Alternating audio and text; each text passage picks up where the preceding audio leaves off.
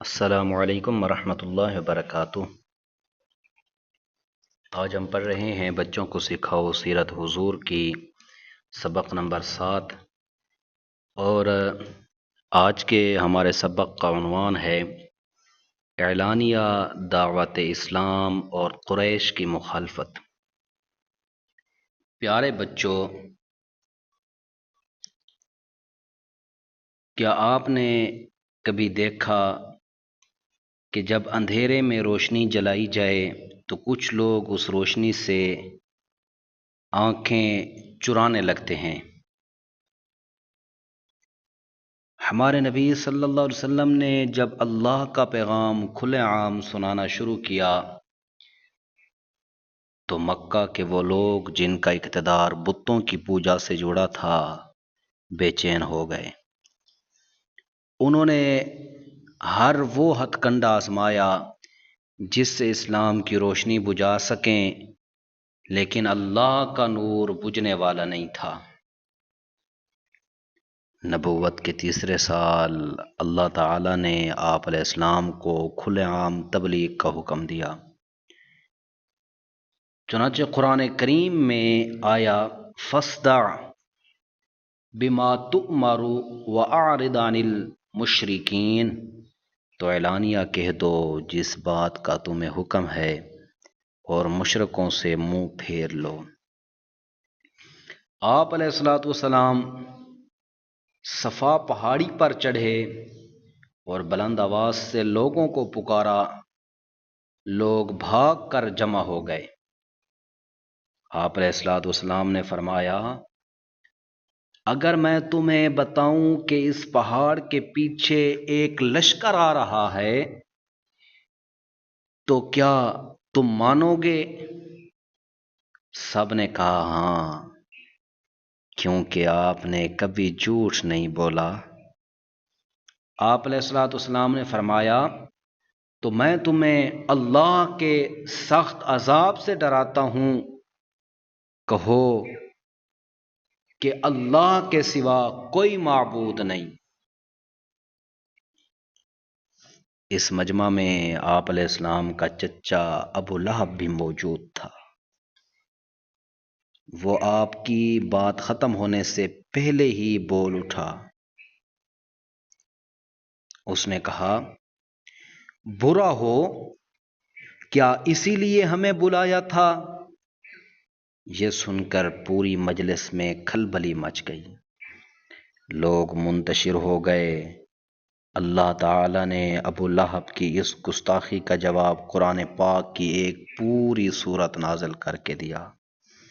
فرمایا، تبت یدا ابی لہب و تب، تباہ ہو جائیں ابو لہب کے دونوں ہاتھ، اور وہ تباہ ہو ہی گیا۔ اللہ اکبر، اللہ اکبر۔ جب قریش نے دیکھا کہ اسلام پھیل رہا ہے تو انہوں نے آپ علیہ السلام کو روکنے کے لیے کئی طریقے آزمائے۔ انہوں نے کبھی دولت کا لالچ دیا تو کبھی ڈرایا دھمکایا۔ جو مسلمان کمزور تھے، جن کا کوئی قبیلہ نہیں تھا، یا جو غلام تھے، ان پر بہت ظلم کیا گیا۔ حضرت بلال حبشی ایک غلام تھے، یہ بھی انہی ستائے گئے لوگوں میں سے ایک ہیں۔ ان کا مالک امیہ بن خلف انہیں دوپہر کی جلتی دھوپ میں تپتی ریت پر لٹاتا، اللہ اللہ اللہ، اور سینے پر بھاری پتھر رکھ دیتا۔ حضرت بلال اس عذاب میں بھی صرف یہی کہتے رہتے، آحد آحد آحد آحد، ایک ہے ایک ہے ایک ہے، سبحان اللہ سبحان اللہ۔ حضرت ابو بکر صدیق نے بھاری رقم دے کر حضرت بلال حبشی کو خرید لیا اور آزاد کر دیا، سبحان اللہ۔ اور انہی ستائے گئے لوگوں میں سے حضرت یاسر، ان کی بیوی حضرت سمیہ اور ان کے بیٹے حضرت عمار بھی ہیں۔ ابو جہل نے حضرت سمیہ پر اس قدر تشدد کیا کہ آپ شہید ہو گئیں۔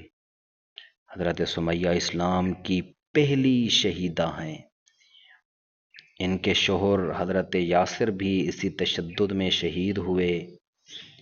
جب آپ علیہ السلام ان کے پاس سے گزرتے تو فرماتے، صبر کرو اے اہل یاسر، تمہارا وعدہ جنت ہے۔ سبحان اللہ، سبحان اللہ۔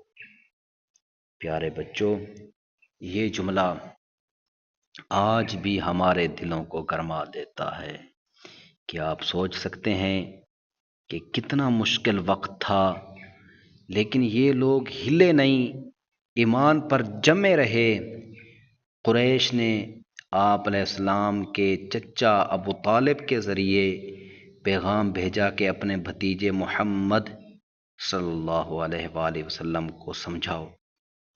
ابو طالب نے آپ سے کہا، بھتیجے، قوم بہت ناراض ہے، مجھ پر رحم کرو۔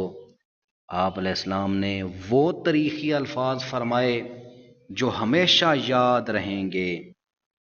فرمایا، چچا جان، اللہ کی قسم، اگر یہ لوگ میرے دائیں ہاتھ میں سورج اور بائیں ہاتھ میں چاند بھی رکھ دیں تب بھی میں اس کام کو نہیں چھوڑوں گا، یہاں تک کہ یا تو اللہ اسے غالب کر دے یا میں اس راہ میں جان دے دوں۔ اللہ اکبر، اللہ اکبر۔ تو پیارے بچوں، آج کے اس سبق میں ہمیں یہ سیکھنے کو ملا کہ دین اسلام کی دعوت کو عام کرنا چاہیے، تکلم کے ذریعے، حکمت کے ذریعے، تدبیر کے ذریعے دین اسلام کی دعوت دینی چاہیے، اور اگر لوگ ظلم کریں تو ظلم کے خلاف ڈٹ جانا چاہیے، نہ کہ اللہ کے راستے کو چھوڑنا چاہیے۔ اور اگر کوئی دین اسلام کا راستہ چھوڑنے کے لیے، دین اسلام کی دعوت کو ترک کرنے کے لیے لالچ دے تو اسے بھی ٹھکرا دینا چاہیے۔